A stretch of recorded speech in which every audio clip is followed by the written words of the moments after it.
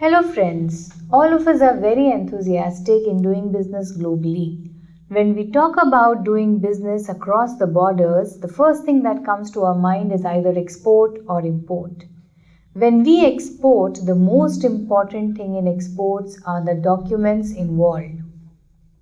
In today's session, we are going to have a look at all these documents which are involved in export. We are going to understand how important these documents are in terms of realization of payment, transfer of ownership, and also to obtain regulatory clearances from various authorities in the country. Export documents important in international trade. The most important reason is to describe the cargo, to understand the delivery schedule, to indicate where the ownership of goods changes, and to obtain payment. Documents are also required for custom clearance or other regulatory clearances in the exporter and the importer's country. When we talk about documents, we need to understand various parties which are involved. There are a number of parties involved in documentation procedure, starting right from the exporter, importer, inspection agency, shipping line, insurance company, agents of the buyer or the seller, the customs authorities, port authorities, the central bank, in our case, in case of India, which is the Reserve Bank of India, chambers of commerce, and various commercial banks. When we say parties involved in documentation, what does it mean? It basically means various stakeholders who will be involved in some or the other procedure related to these documents. When we talk about documents in international trade, we have a number of documents which are commercial and regulatory in nature. When we talk about these documents, they are broadly commercial and regulatory. Within the commercial documents, we have auxiliary documents and principal documents. Commercial documents are all those documents which are required for transferring the ownership of the goods from the exporter to the importer and to realize payment. Whereas regulatory documents are country specific and they are required by various government bodies for clearance of the goods for export. When we talk about commercial documents, they are further categorized as auxiliary and principal documents. Now, when we have a contract, usually in a contract, we mention the commercial principal documents because auxiliary documents are all those documents which go in the preparation of the principal documents. Auxiliary documents might not be used or might not be mentioned in the contract. But auxiliary documents are very important in order to prepare the principal documents. Auxiliary documents can be all kinds of applications and instructions which are given from one stakeholder to another. Also, what we need to keep in mind is that export documents are primarily prepared by the exporter. So, exporter is the one who prepares the auxiliary and the principal documents. Exporter is the one who prepares the regulatory documents. In order to simplify the understanding of various documents involved, what I have tried to do for all of you is I've tried to classify these documents pertaining to their function. In case of exports, we can have documents which describe the goods, documents which describe shipment, documents which are related to inspection, documents which are related to payment, documents which are related to customs and foreign exchange clearances. Let us begin with documents related to goods and the commercial documents first. First, we'll have a look at all the commercial documents and then move on to regulatory documents. When we talk about these commercial documents, we talk about the auxiliary documents and the principal documents. When we talk about commercial auxiliary documents related to goods, we need to see that there are three very important documents: pro forma invoice, application for certificate of origin, and application for insurance. When we talk about pro forma invoice, it is the most important document. Why? Because it is the first document which is prepared by the exporter. Usually, in case of exports, we may even use pro forma invoice in place of a sales contract along with the terms and conditions decided. So, pro forma invoice is the most important document that is prepared by the exporter. All other documents prepared after that will be based on the pro forma invoice. And friends, one mistake, one discrepancy in the pro forma invoice would lead to discrepancies throughout the entire set of documents. And we all know discrepancy in documents would mean rejection of payment for the exporter. An exporter should take utmost care in preparing these documents. When we talk about application for certificate of origin, it is basically submitted or applied to the chambers of commerce along with the requisite fee. When we talk about application for insurance, that will also be applied to the insurance company for covering various risks involved depending upon the type of insurance that we obtain. These auxiliary documents will be used for preparing the principal document. If you see, the commercial principal documents related to goods are 4 in number. Commercial documents related to goods are 4 in number, I repeat. Commercial invoice, packing list, certificate of origin, and insurance policy. The pro forma invoice as an auxiliary document is mainly used for preparing our commercial invoice and packing list. Now, what is the difference between the two? Commercial invoice mentions all the information related to the consignment like price, quantity, delivery, etc.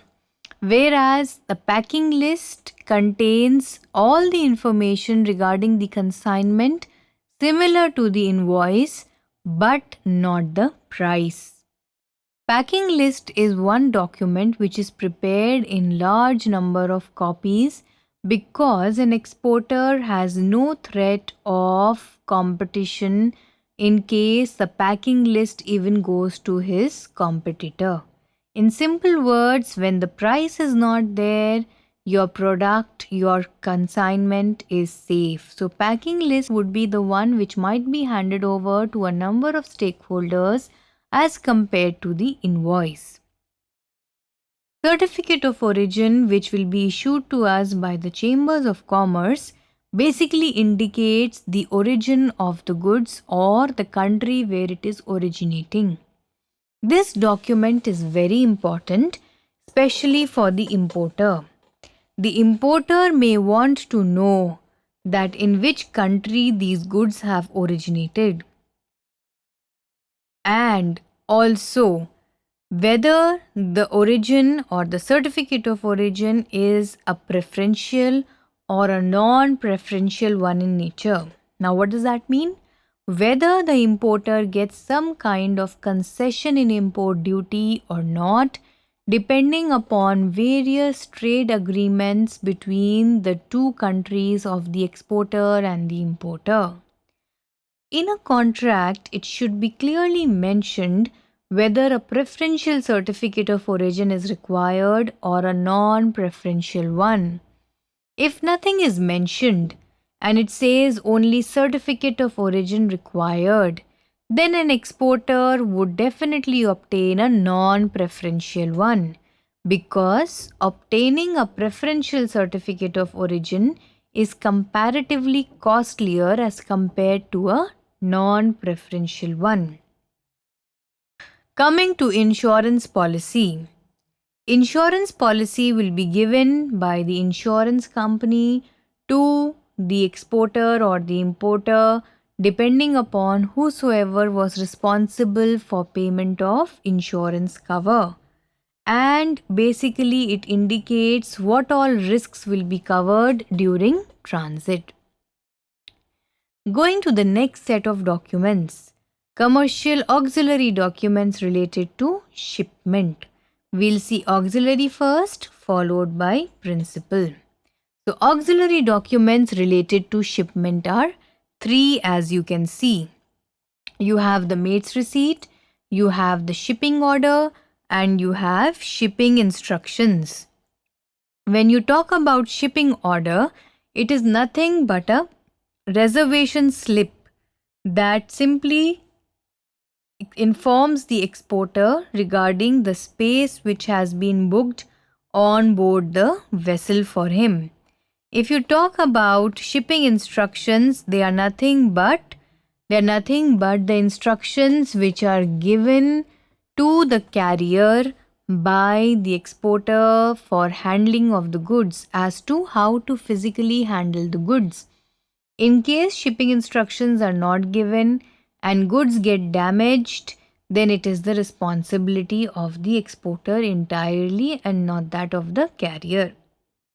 In case shipping instructions had been given and then goods gets damaged in shipment or in transit, then it is the responsibility of the carrier.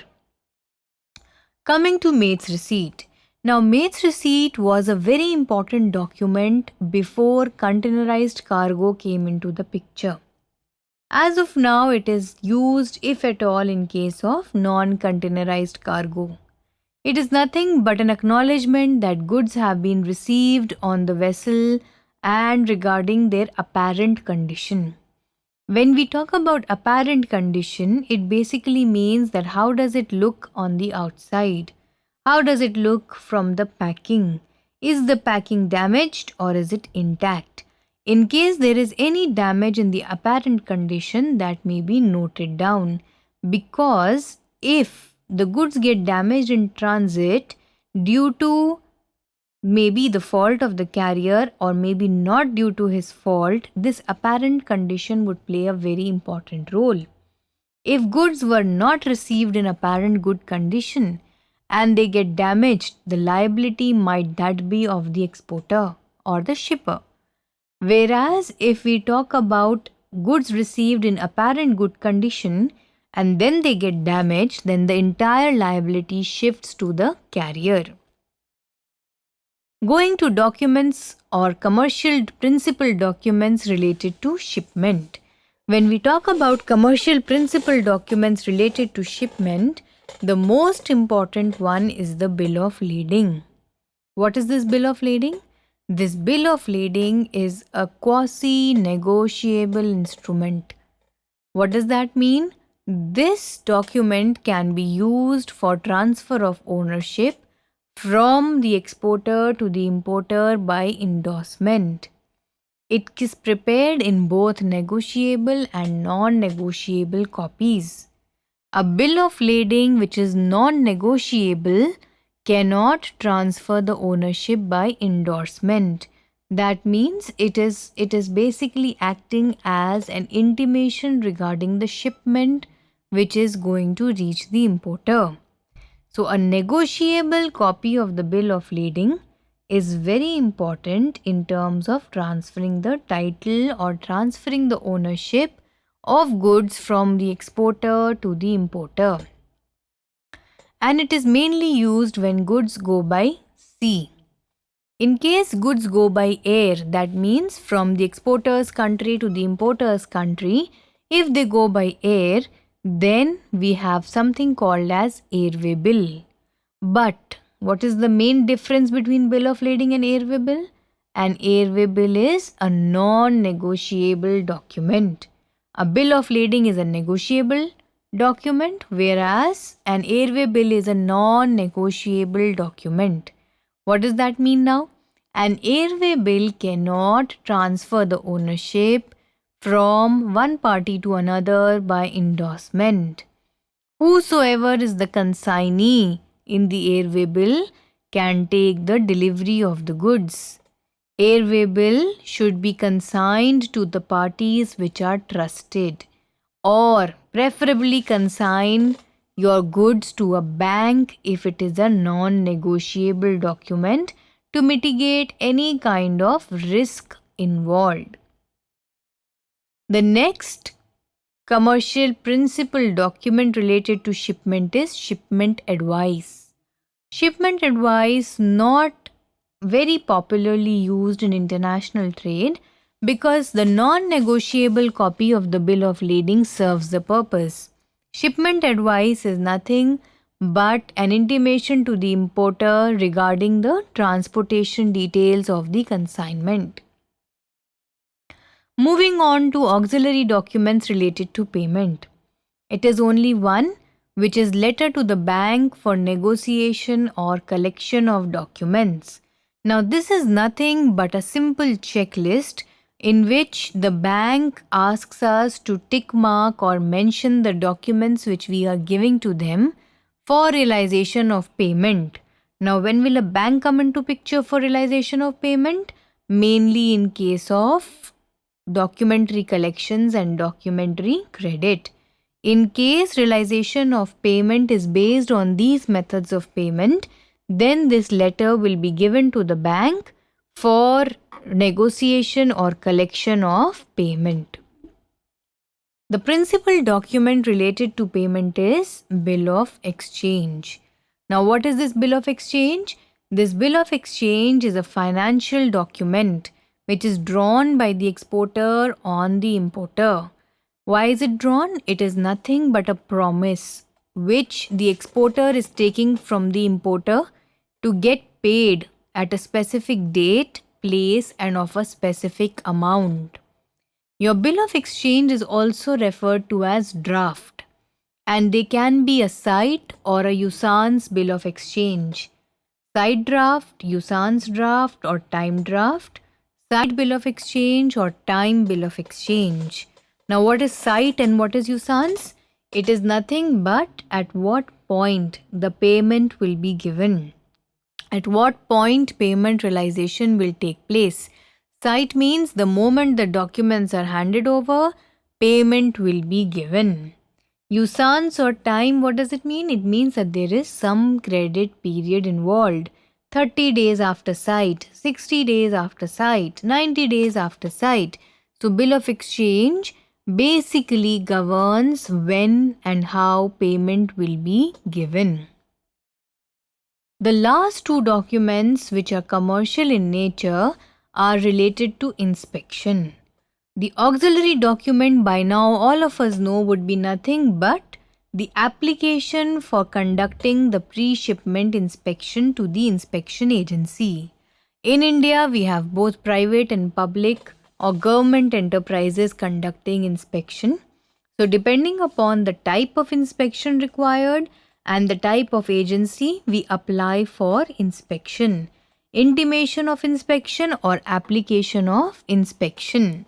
Once the inspection is done at the pre-shipment stage, which is very likely, and every importer would want a pre-shipment certificate of inspection, we will be issued an inspection certificate by the agency regarding the condition of the goods. This is a very important document because an importer has no proof regarding the condition of the goods except the contract and inspection certificate. So it basically informs the importer that whatever is being sent by the exporter to him is of the required quality and condition. With this, we finish off the commercial documents in trade. Moving over to regulatory documents. All of us now know that regulatory documents are country specific. That means every country will have a separate set of regulatory documents. Few countries might have a single document. Few countries might have a large number of documents Depending upon the regulatory conditions and aspects, these documents have to be taken care of. As we all are exporting from India, we need to see the regulatory documents for export in India. When we talk about regulatory documents, the most important document is the shipping bill. What is the shipping bill? The shipping bill is a document for customs clearance. It is the document which we can now file online on the website of IceGate, which is powered by CBIC. It is the most important document based on which the customs authorities will clear our goods for loading and further shipment to the importing country. Shipping bill can be of various types depending upon the nature of the goods.